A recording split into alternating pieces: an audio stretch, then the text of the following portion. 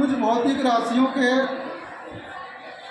जो है विमी सूत्र और ऐसा ही मात्रा ज्ञात करना है। तो सबसे पहले हमें उसके सामान्य सूत्र मालूम होना चाहिए। क्या होना चाहिए? सामान्य सूत्र। तभी हम जो है आगे उसके विमी सूत्र और उसके मात्रा को ज्ञात कर सकते हैं।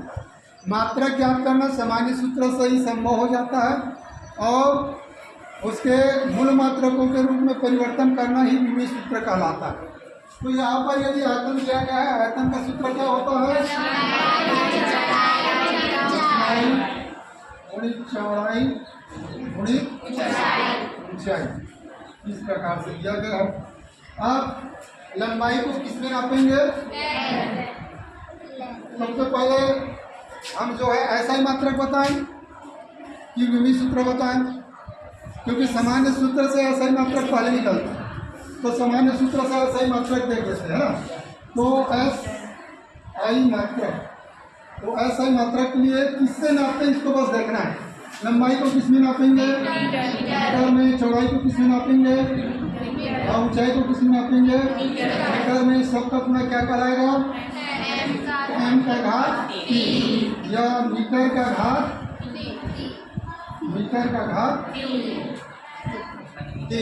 Metre cube.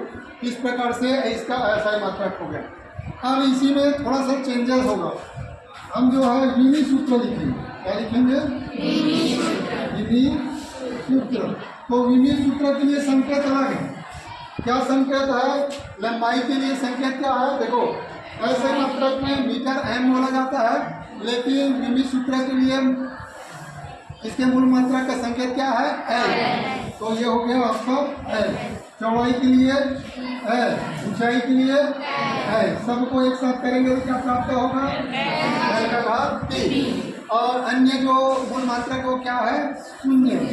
तो हम इसको लिख सकते हैं एम का घात 0, एल का घात 3 और टी का घात 0। इसको एक बड़े कोष्ठक में लिखा जाता है। तो ये जो है त्वरण का विमी सूत्र को प्रदर्शित करता है। ये त्वरण का विमी सूत्र हो गया और ये त्वरण का ऐसा ही मात्रा हो गया। वैसे ही घनत्व, तो घनत्व के लिए सामान्य सूत्र क्या है?